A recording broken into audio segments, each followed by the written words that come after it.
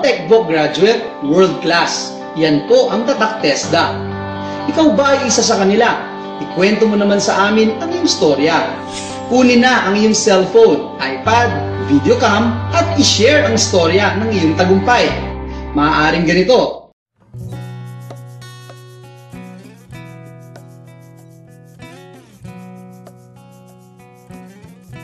Ako si Silidonis Tanamas,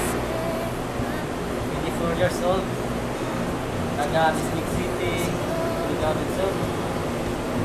Na-graduate sa Technical Professionals na gusto Automotive Electrical Assembly in situ. Nang napag-isipan ko pagtapos ng sekundarya, doon ako nagtauhan na kung saan papunta ang aking buhay. Nagtapos ako sa mataas na paaralan ng Tumana National High School sa pangangalaga ng aking lolo. Pagtapos ko noon, pumunta ako ng Maynila. At pagbalik ko, sa hirap ng buhay doon sa Manila, naisipan ko umuwi sa Tumanan, bakasyon. Doon sa isang paralan, isang training center, doon sa Great Center, ang isang maging automotive, electrical. Wala akong maraming iniisip, hindi ako mag-aral. Malaking pasalamat ko naman at umasa ako sa isang assessment exam, tsansang makapasok sa isa sa mga pinakamalaking kumpanya sa Bachelor of Space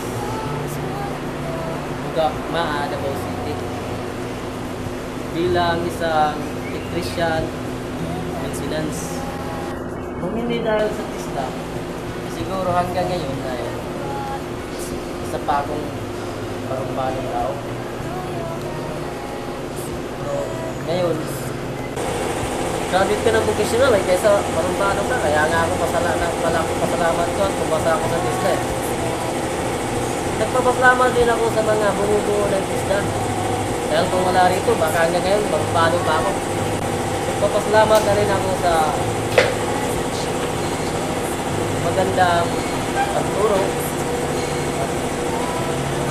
pagturo sa amin sa mga striktong training.